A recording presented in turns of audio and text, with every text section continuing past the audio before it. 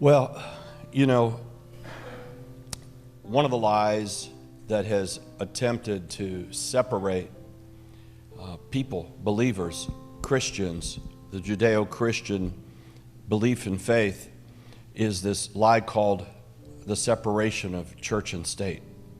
That's a political form, and it's actually almost become inherent even in some Bible colleges and denominations to where it's taught to separate anything that is political or governmental from the church. And I saw this just so flagrantly recently in the last couple of elections, where I think you recall for years churches have provided handouts to people that show where those who are running, where their belief standards are according to our Christian faith.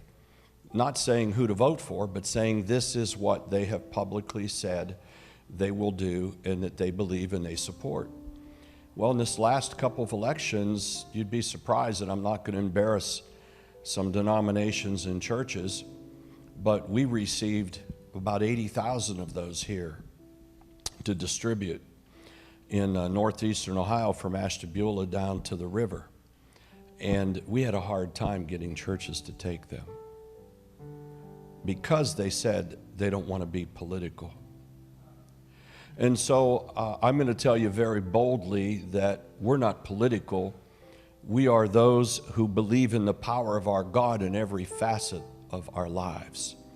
And this isn't going to be a message and a sermon in today about the Judeo-Christian roots of this country.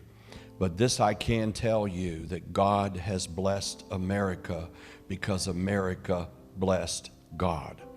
And we cannot stray away from that. If we do, and there are forces working overtime all the time, both within government and outside of government, and within a religious system and outside of a religious system, to try and tear that down. We have to stand stronger than we've ever stood before. And if there's such a thing as a Christian patriot, it's time for that person to stand up now and to boldly proclaim the faith from every platform that is given to us and refuse to back down no matter what the threats are, no matter what the persecutions are.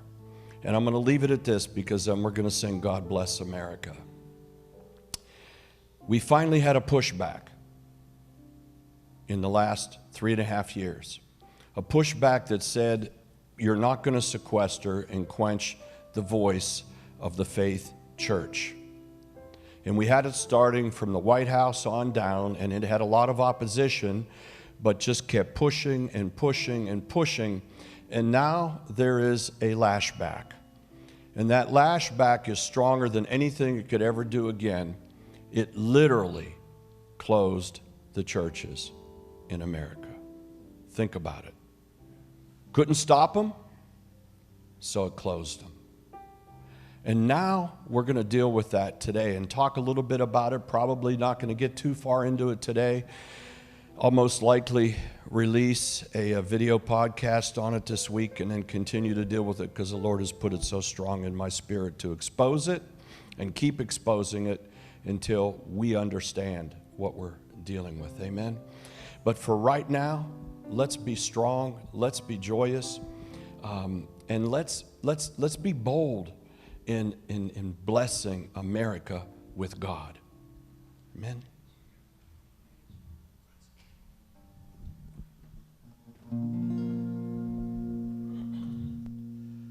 God bless America, land that I love.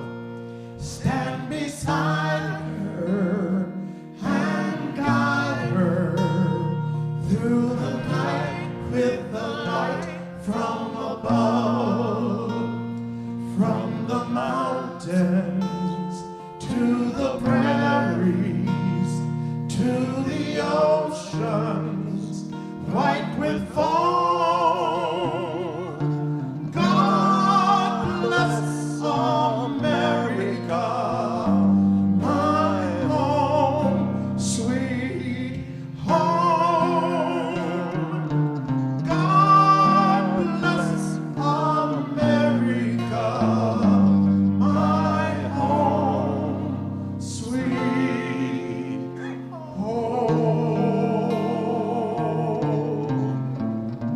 give the Lord a hand and bless him and praise his holy name over this country.